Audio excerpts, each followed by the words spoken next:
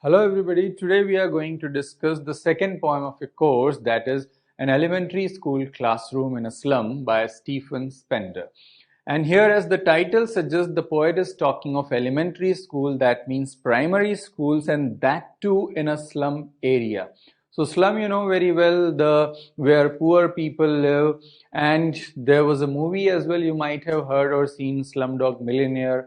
So here it's that slum, that's what the poet is talking of. And we know what is the condition in such areas, that no schools generally, and even if there are schools, there are no students, and even if there are students, there are no teachers. So that is the condition.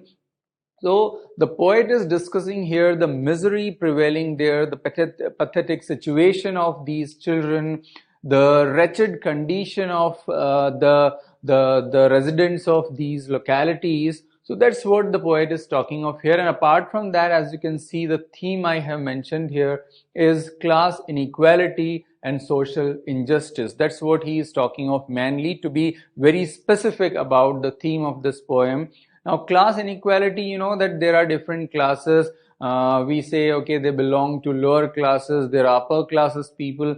Now, these children, the people here, they are treated very bad by the upper class of society, the so-called upper class or higher class, those who consider themselves, deem themselves to be, quite sophisticated and quite refined. So they treat them very badly, and there is a kind of, superiority complex and social injustice. So the society has different standards for these kind of children. So this is the basic theme of this poem. Now let's come to the poem, that what exactly it says. Now, how it begins, you can see, far, far from gusty waves, these children's faces. And the very first line, the poet has used figure of speech. Now, which is that one, I would say this far, far. This far, far is repetition. And you know what repetition means?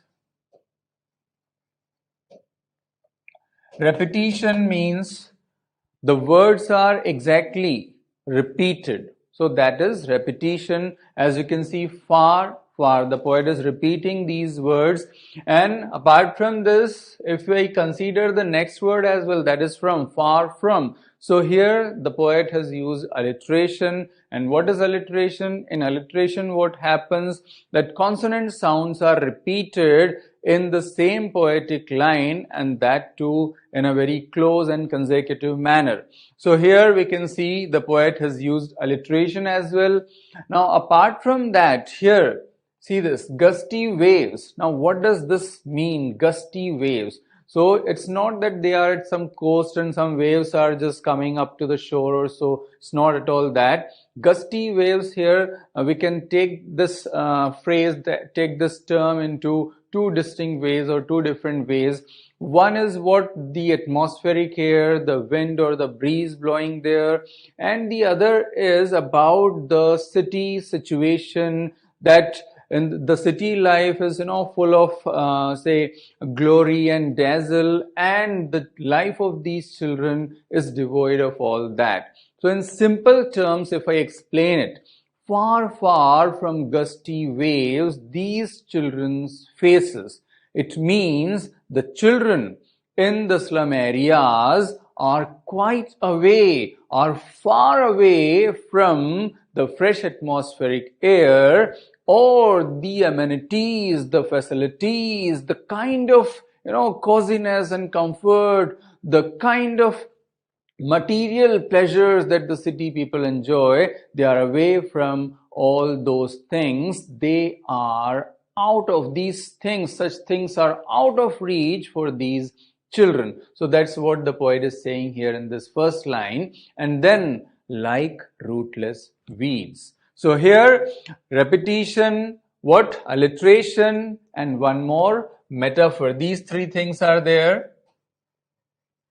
Alliteration as well, right? And metaphor. So these three things are there, and here in this, like rootless weeds. So we discussed simile in the last poem, the first poem, and you know that how it is in similes what we do using like or as, we compare two different terms, two different things. So here rootless weeds are being compared, or say the children are being compared with the rootless weeds. Now why this comparison? So this is because as weeds are unwanted plants, these children are also unwanted. They are unwanted by the society. Nobody wants them. Nobody wants to share anything with them. And similarly, these children are like that. They are treated like outcasts. They are treated in that way that they are not the part of society, or they are not wanted at all. And you know what? Rootless. If a plant is rootless, then what will happen? It won't get nutrition. It won't get nutrition to survive. Similarly, these children are malnourished. They are underfed. They are undernourished. So that's why rootless weeds. Just if a plant is rootless, it will just just roam here and there just with the air, or it would just move here and there. Similarly, these children are underfed. They roam here and there. They are weeds. They are unwanted by the society. Now, the hair turned round their pallor. Now, again, this is quite important. The hair turned round their pallor. So now in these lines, actually, there are different images. One by one after the other, the poet is presenting different images to give a clear picture of the slum areas, that what kind of situation prevails there. So see this. In the first one, it is that they are away from the city life, though these slums are on the outskirts of the city, on the periphery of city. It means we can say so much a part of the city. Still, they don't have anything that can be called as like we find in the cities, right? So that's the difference. And that's why it is kind of in a metaphorical way that they are far, far away from the city amenities or those kind of lives. The hair turned round their pallor. So this pallor means what? Pallidness, dullness. Now, why so? Now see, we are talking of the elementary class children. And you know, then in that age when you are small kids, yes. So in that age, when there should be a glow on one's face, when it should be all shiny, now instead of that, their faces are all pale. There is pallidness, dullness on their faces. Why? They are not getting, 2 times meal, or they are not getting enough to eat. They are not getting Horlicks or Boost or Bonvita that there would be that glow on their face, or the skin would shine or so. There's no such thing. And moreover, what? On the contrary, they don't get even 2 times meal. They don't get sufficient to eat. So that's why that pallor is there, and the hair turned round. What does this mean? Hair all tangled and tousled and disheveled and scattered. And what does it show? It shows what? That these children have an untidy appearance.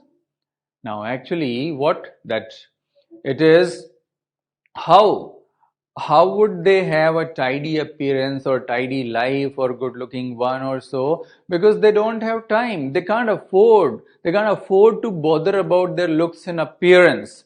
They don't have that much time. Right from the morning they start fighting for their 2 times meal or so. So then how would there be this good appearance or so? It's all untidy. Now see the next image. The tall girl with a weighed down head. Now what does it show? Now in this tender age, see, the girl's head is weighed down. Now see, in this tender age, when one should be enjoying life, playing, just having all fun, running here and there, and all carefree, they are not carefree, they are careworn. Yes, that's what the poet is trying to tell us, that this girl, she is sitting with her head down. Why? All exhausted, all tired, all weak, all underfed, then how could there be any enthusiasm or any carefreeness? She is burdened by the problems and miseries of her life. So this is the condition of the children and the paper seeming boy with red eyes. So this is a metaphorical example, the paper seeming boy with red eyes. Now paper seeming, like a paper, all thin, lean, lanky, emaciated, just like a very thin paper. That is the condition of these children. And rat size, so just as a rat is always looking for something to nibble at, similarly, these children are always looking for something. You might have seen the slum children. So they always carry a sack, bag on their shoulder, and always looking, downcast eyes, always looking for something. And whenever, as soon as they find, they just put it into that sack or that bag. So that's where red eyes, always looking for. They have that small eyes. Moreover, what they always look for something, and they just, as soon as they find, they put that into their bag. So this is what happens, or this is the kind of life that these children lead. The stunted, unlucky heir of twisted bones, reciting the father's gnarled disease, his lesson from his desk. So the stunted here means thwarted. It means the growth has thwarted. That is, the growth has stopped. Now, how would there be any growth? Unless you get sufficient to eat. So that's the problem, that they don't get enough to eat. Then how would there be any growth? So it is like what? The growth has stopped, thwarted. And unlucky heir. See, the pronunciation of this word is heir, not hair, right? H is silent here. And this means what? Inheritor, successor. So what do they succeed? Means, what do they get in inheritance? This, twisted bones. Now what does this mean? Actually, the diseases which happen due to malnourishment. That's what they get from their parents or their grandparents. Actually, what their parents, their grandparents, they all suffered from the same kind of problems, the malnourishment and so. So what? The diseases which happen due to malnourishment are passed on from one generation to the other. It goes on and on and on. So that is the case here, reciting a father's gnarled disease, his lesson from his desk. Now, that is the reason the poet has used the word recite here. So just as the children repeat and recite their lessons in the classes from their desk, you might have seen in the small classes, generally this happens, that the children, they go on reciting, they go on repeating, they just, in unison, they go on repeating their lessons with the teacher or all the children themselves. So here, the children are repeating what? The diseases. It means the diseases pass on from one generation to the other. The forefathers had the same kind of diseases, their parents had the same kind of diseases, and now the parents, what now? See, this is the legacy you have. This is what we have for you. Just have it. So this goes on. So that's why the poet has used this word recite for the disease, as they all are malnourished, and it goes on to further generations, right? Now, here at Bake Off the Dim Class. So all these things, the children, rootless weeds, the hair torn round their paler, the tall girl, the paper-seeming boy, all these images are representing the poverty, the misery, the wretchedness, the pathetic situation of the slum dwellers, the children of the slums. And now here, there's something else. There's something else. The situation is taking a turn. There is a hope. There is, a good side. And what is that? At the Bake of the Dim Class. At the Bake of the Dim Class, one unknotted, sweet and young. So, the class is dim. That means there's no proper lighting or so. That's what perhaps the poet is trying to say. So, okay, fine. And that might be the reason what? That the child is unknotted. One unknotted, sweet and young. Now see, if a child is in primary class, right? And sweet at that, see, sweet and young. So sweet at that, then what? Might be, not just might be, I should say, is generally loved. And not just loved, is pampered as well. And here, what the poet has written? Unknotted. So not even loved or pampered here, not being loved or pampered, is all unknotted. Now why unknotted? Due to this dim light? Might be one reason, that may be one reason, but not exactly. Not exactly, because there is something else. And what is that? Who cares? Who bothers? We know the condition in such kind of schools that the teachers, the authorities, they don't bother at all about these children, that okay, whether they come or not, whether they study or not, what does it matter what they are going to do, even if they are taught. It won't result in anything. It will be all zero, cipher. So then what's the use? They have other important things to do, and you might have heard and read in the newspapers, on TV channels, what?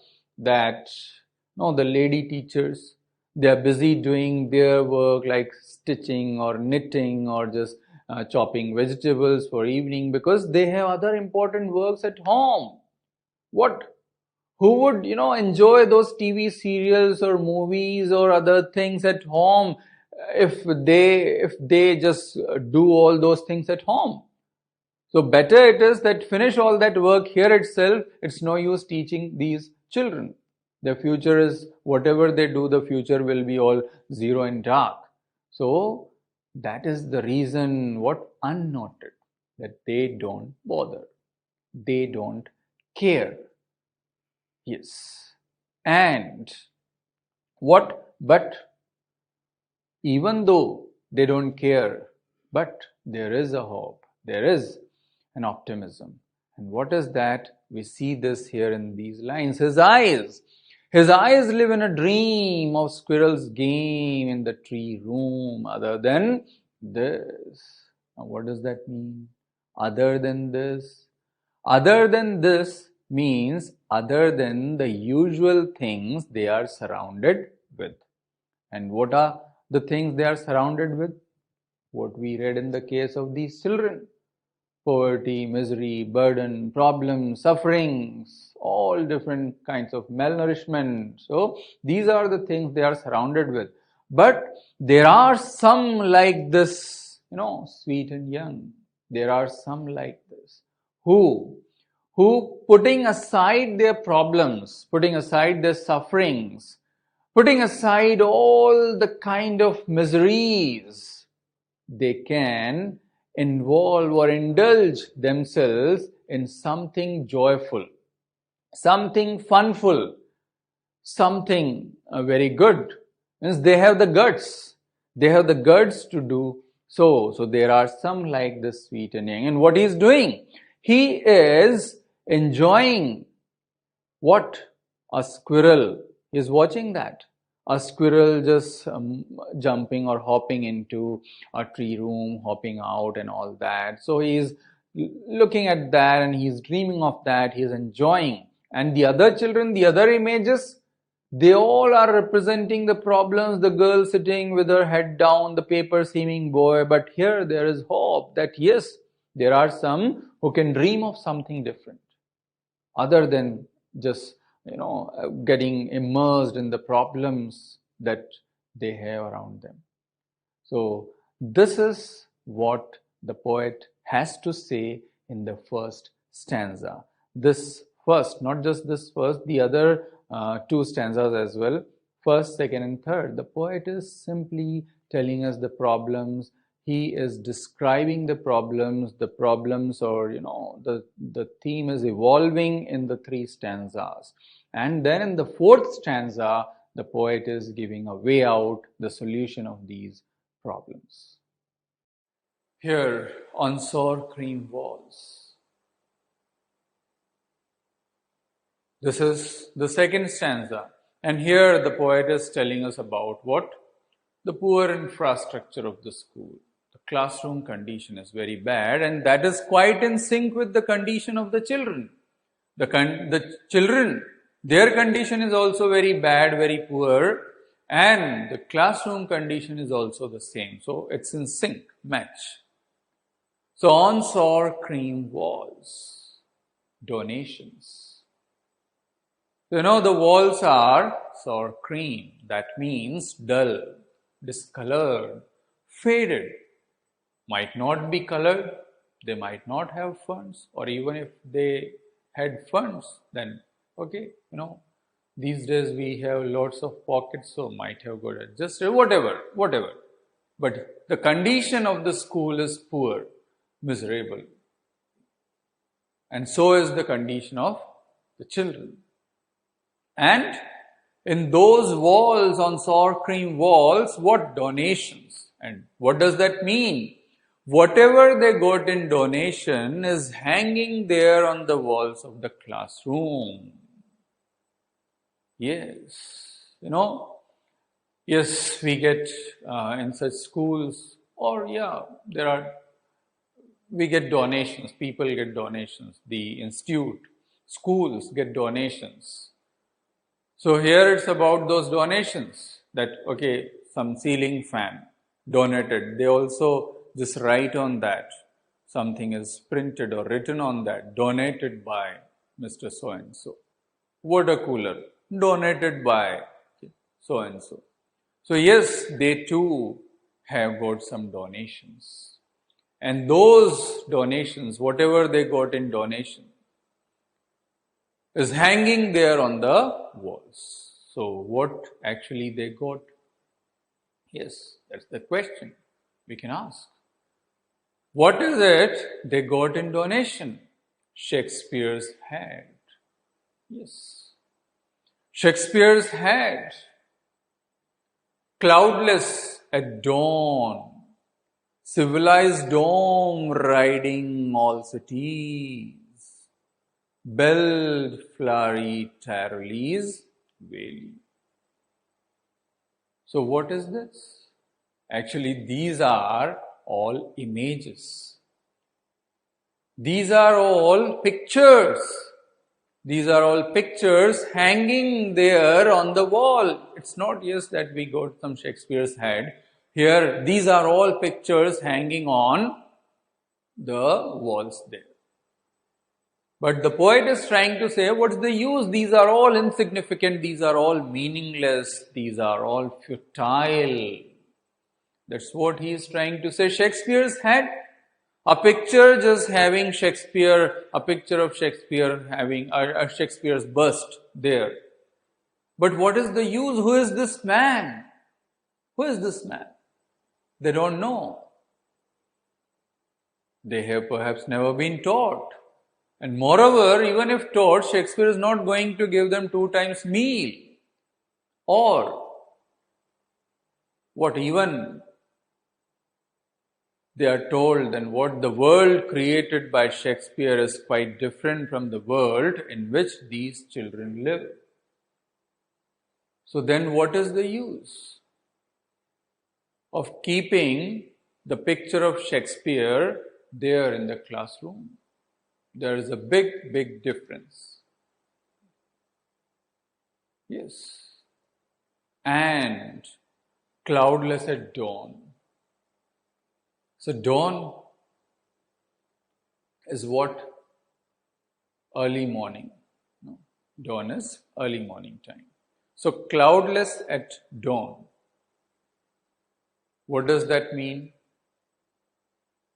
The poet says, a picture showing what? Early morning time. Cloudless at dawn. And that too what? Without any clear cloudless morning sky. A picture showing what? Clear cloudless morning sky. Now whose life is totally cloudy, You're showing them a picture of cloudless morning sky. What is the use? Which is a symbol of hope, which is suggestive of hope. You are showing that picture and their whole life is cloudy. There is no hope at all. And you are showing them that. And what? Riding. Civilized dome, riding all cities. Now what is this civilized dome? Dome is, that kind of structure on temples and we see on buildings. And here it is what? It's about multi-story buildings, skyscrapers. The poet is talking of those buildings. So picture showing such buildings, multi-story buildings. Riding all cities. Why riding all cities? Because civilized dome, which are riding all cities, it means taller and taller, very higher. But what is the use of having such a picture there? That's what the poet is trying to say. Will they ever be able to enter any such place in their whole life? Of course not. The guard would drive them away even from the gate itself. Then why tempt and torture them? It's a torture. Yes, you are tormenting them by showing such pictures to them. They will have desires in their hearts and they will never be able to fulfill those desires. Then why torture? Why torture? Why torment these children? That's what the poet is trying to say here. And belt flary Tarle's Valley. So this picture actually, Tarle's Valley, it's a site of beauty, natural beauty. This valley is full of beautiful plants and flowers, natural vegetation, symbolic of natural beauty. And see what natural beauty they have. Puddles of dirty water and just heap of garbage around them. That is the natural beauty they have. And you are showing them the picture of that Tarle's Valley full of flowers and beautiful vegetation. Why? Is not in their destiny. Is not. Then why? And yes, there is one more thing. Yeah. There is one more thing, and what is that? A map. And what does the poet call it? Open-handed map. Open-handed map is there.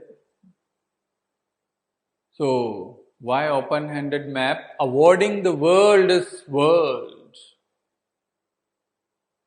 So, there is a map in the classroom. An open-handed why? Just a map drawn by somebody showing all its territories and with all its dimensions and suggesting that there is even more. There is even more for them to what? To explore and to know that the slum is not their world. So an open-handed map, awarding the world its world, it means there is a map in the classroom and this map awarding the world, which is actually their world, that means the slum. So this map is telling them that slum is not your world, map is the world, this is the world is here. That's what the map tells them. But the children, they don't understand. They only see, those meandering, circuitous lines. They don't understand the map because they are never taught perhaps. They are not taught. They've never been.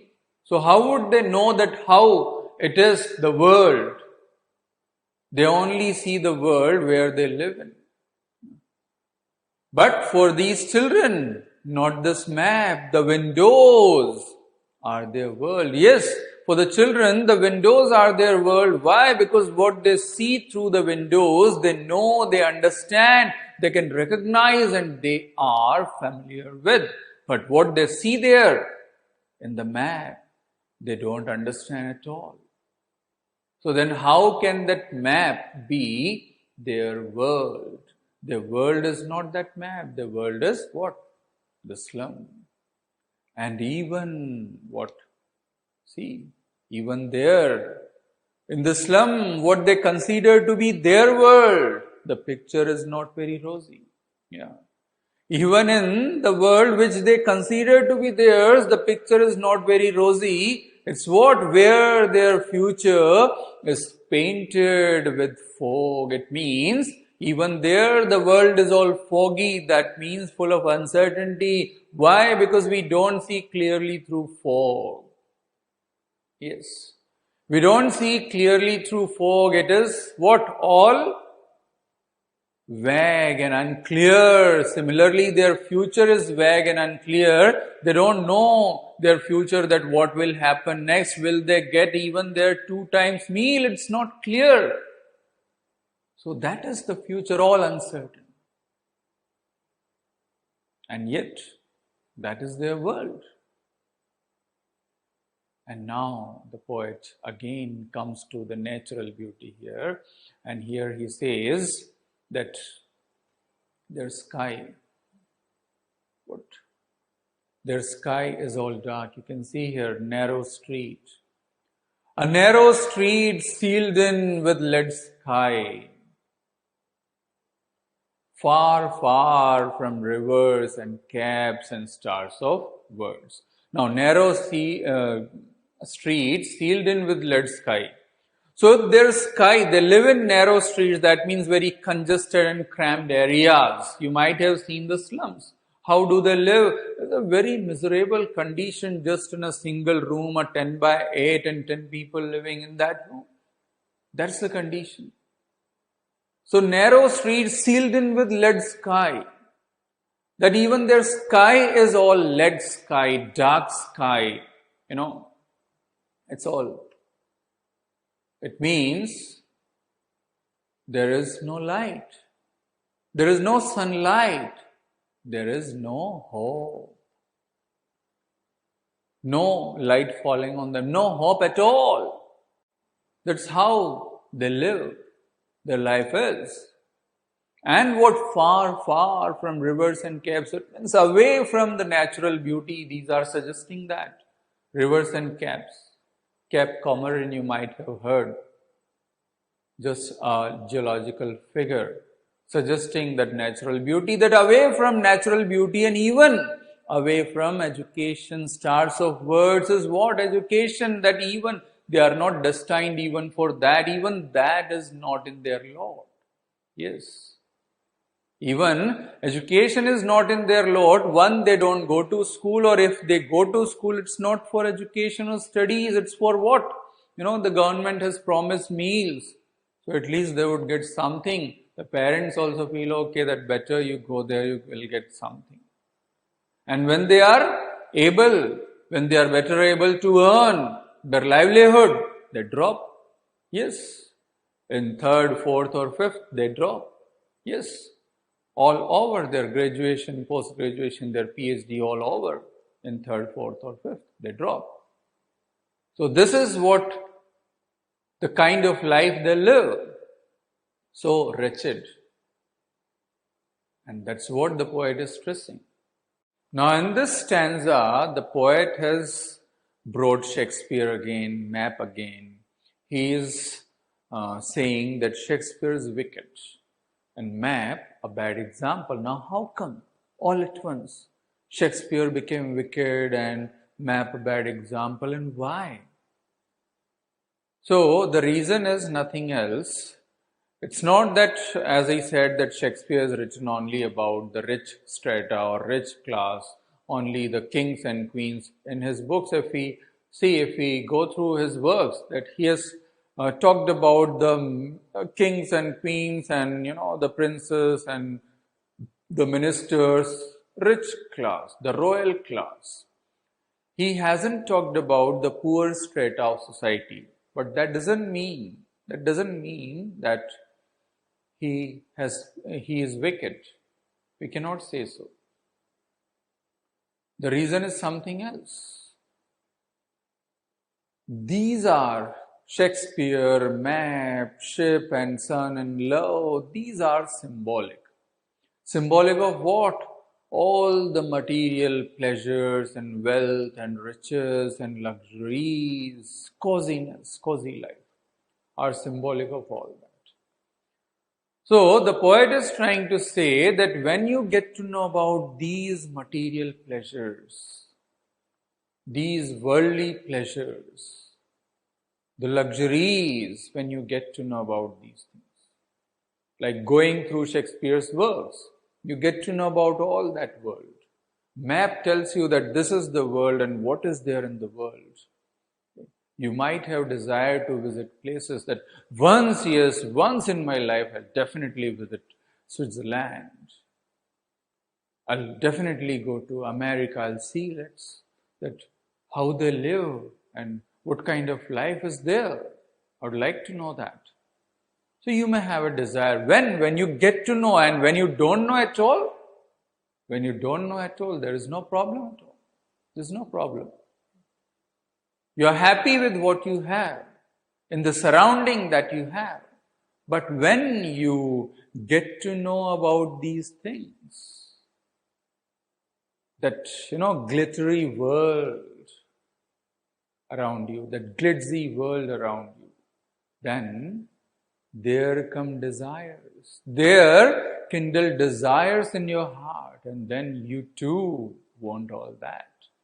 And that's why the poet is saying what? Tempting them to steal. So when they get to know about this glittery and glitzy world, this world of coziness and luxuries, then there come desires, there kindle desires in their heart. And when even 2 times meal is difficult to have, then how will they fulfill such high desires? How? And so what? They are tempted to do wrong things. They adopt wrong means to fulfill their desires. They are distracted from their path of honesty. They are deviated from their right course of action. They are misled. They go wayward. They go astray. Yes. So that's what happens to them. And now the poet is saying, Shakespeare is wicked for whom? You can see 4 lives. Map a bad example for whom? For lives. For lives that slyly turn into cramped holes. From fog till endless night. No? From fog till endless night. Now what does that mean? For lives, whose lives he is talking of? He is talking of those slum children, those slum dwellers. So, for these children, Shakespeare is wicked. Because there come those desires. There kindle those desires. And these children, the poet is using this word for life that slyly turn. And slyly means, furtively, secretively, stealthily. So these children, in a secretive manner, stealthy manner, they come in and go out of their narrow hutments. This thing, cramped holes. It's about what? Their narrow hutments, their congested houses, very small houses. So they come in and go out of their narrow hutments, trying or working to fulfill their desires. Working from fog. Morning is foggy. It means morning is all dark and night is already dark. So it's all darkness and darkness in their lives. There is no what? There is no light. There is only darkness and darkness in their lives. There is no light at all. And here we can say this is a kind of exaggeration, from fog till endless night.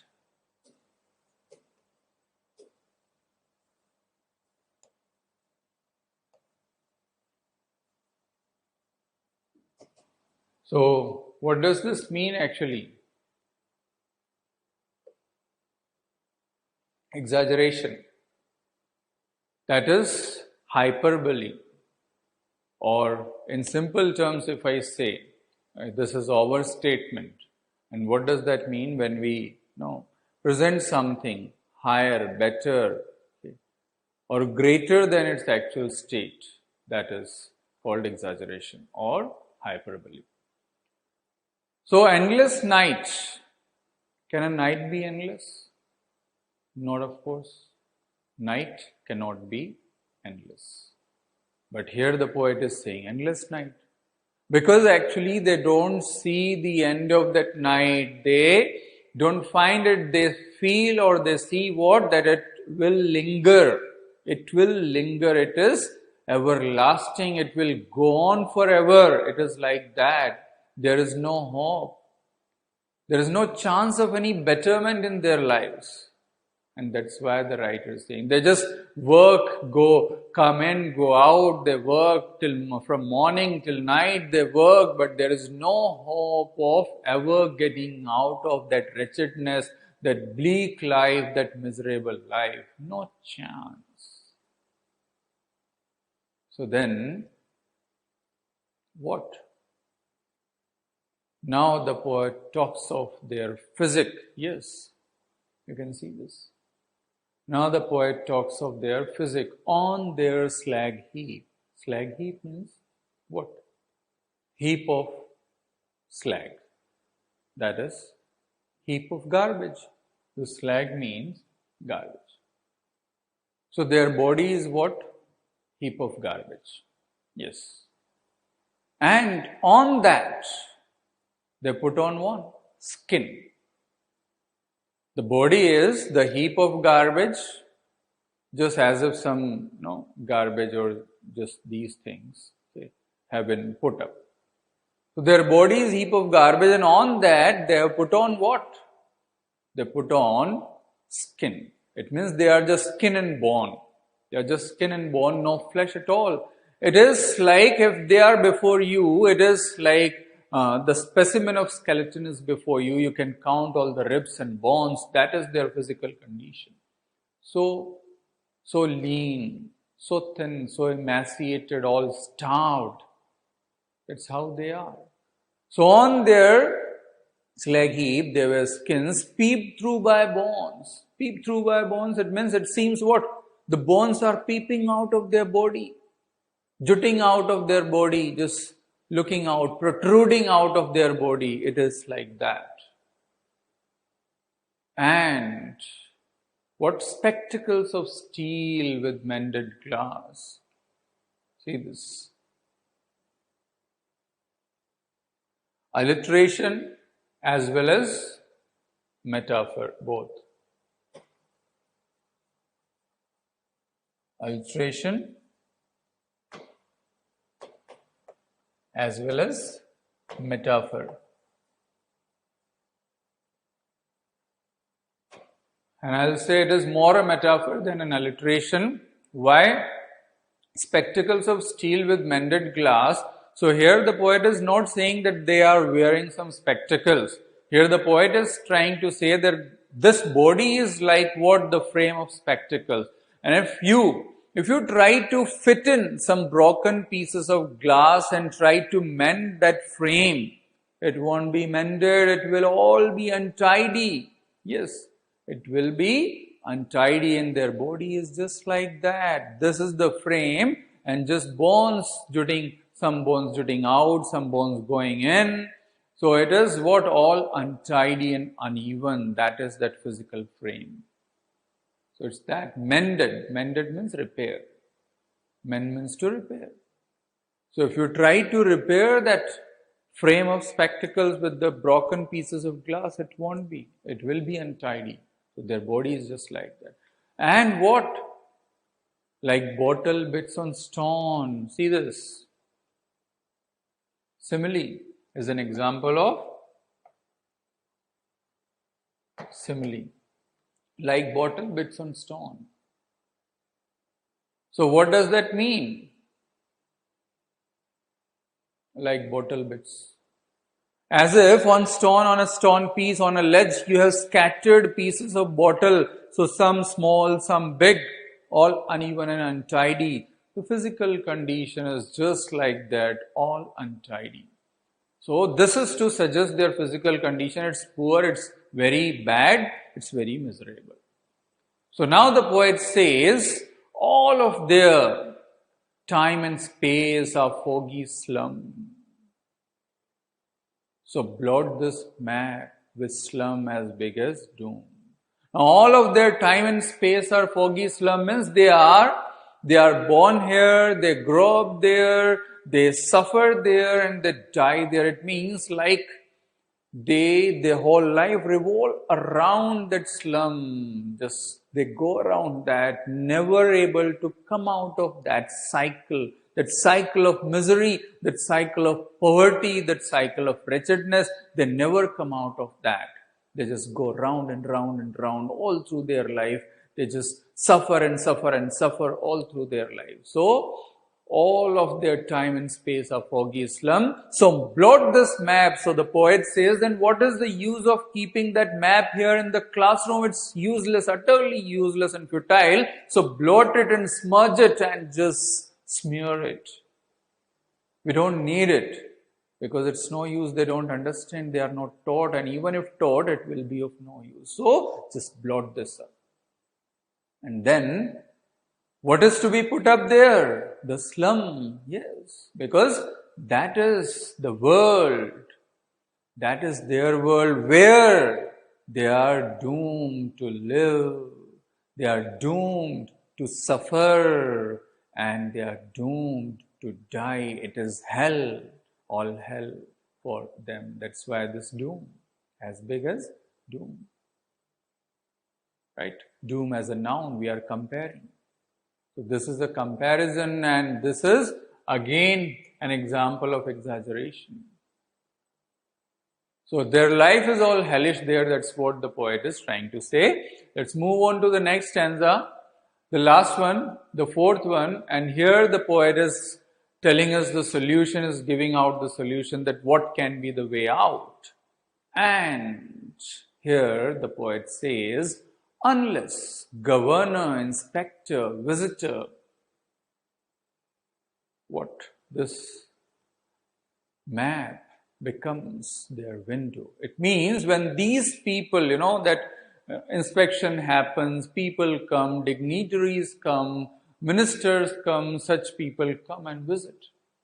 So the poet says, when these people visit, the governor, inspector, visitor, when these people visit, they come to school, then what happens? The map becomes their window. Now, how the map becomes their window? It is what? That they are taught. Yes, of course, when inspection happens, that the teachers, the authorities, everybody become very alert, very decent, very good. They are very dutiful at that time. They do their duty very well. They show that, yes, we are the best teachers, we are the best authorities. So, yes, when these people come, then what? The map becomes their window, means they are taught. That means some light of knowledge falls upon them through the map. But when they are gone, or when they don't try, when they don't make any efforts, when they don't put in any effort, then what happens? This window is all shut. Yes, the window that was opened when they had visited or tried, the window is shut and they are again in darkness. Their life is again in darkness. Yes, again misery prevails. So, it's shut upon them like catacombs. So here, simile, this is an example of simile. Catacomb is what? Grave, graveyard. And just as, why this comparison? Just as no light enters a grave, similarly, what? When these people are gone, no light falls upon their lives. They are not taught. It's all dark as if they are in a grave or a graveyard. It's like that. So then what can be done? What should we do? The poet says, what? Break. Break, oh break open till they break the town. repeat. See this. Repetition. This is an example of what? This is an example of repetition. So break, oh break open till they break the town. That means the poet is saying break all the chains, break all the fetters, break all the manacles. Of what? The restrictions imposed upon them by the society. Break all those chains. Break all the chains of restrictions imposed upon them by the society and let them come out. Let them come out of their narrow confinements. Let them mingle with the society. Let the town overflow with their presence. Let them mark their presence. That is what this, till they break the town. Till they break the town means until the town overflows with their presence. Until they mark their presence. Let this happen. Let them come out. Let them mingle with the society. This is for them as well. They are also a part of the society. And what? Then the poet says that show them to the green fields and let their world run azure on the gold sand. That means let them run on the golden sand under the blue sky and near the blue ocean. This world of nature, this natural beauty is for them as well. It's not the paternal property of some privileged few. It's not the patrimony of some rich or elite people. It's for them. It's for all. It's for all. They too can enjoy and they should enjoy. So this azure means the blue color of sea and sky. That's what I said, let them run on the golden sand, under the blue sky and near the blue ocean. So yes, let them enjoy the beauty of nature. And what? Let their tongue run naked into books, the white and green leaves open. That is what? Let them, white and green leaves open, the pages of your book. The poet is trying to say, let them turn over the pages of your book. Let them read. Let them study. Let them be literate. Let them be educated. Yes. Let them be educated because that is the way they can come out of this misery. If they are educated, their future will be bright. They'll be able to understand the society and they can make out something of their future in life and can go ahead. So why? And he is explaining the reason here, because history theirs, whose language is the sun, because only they can create history, only they can have their names written in golden words on the firmament, only they can have their names in golden words in the books of history, who can glow like the sun with the light of knowledge. Sun is the symbol of power and authority. So only if they have that power of knowledge, that authority of knowledge, only then they'll be able to create history. That is the formula, that is the way out. So there are three things that the poet has suggested here. One, education can take them out, pull them out of that misery. Two, the governor, inspector, visitor means the dignitaries of society, these eminent people of society, if they try to do something, they can be pulled out.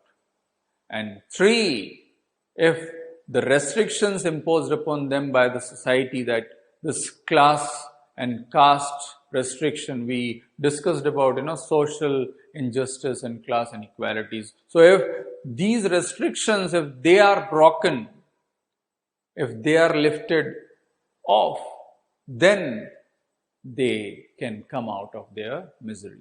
So these are the things the poet is talking about here in this poem. And I think it's very much clear that each and every line is quite substantial and weighty here in this poem, and all that must be very much clear. Important questions from this poem.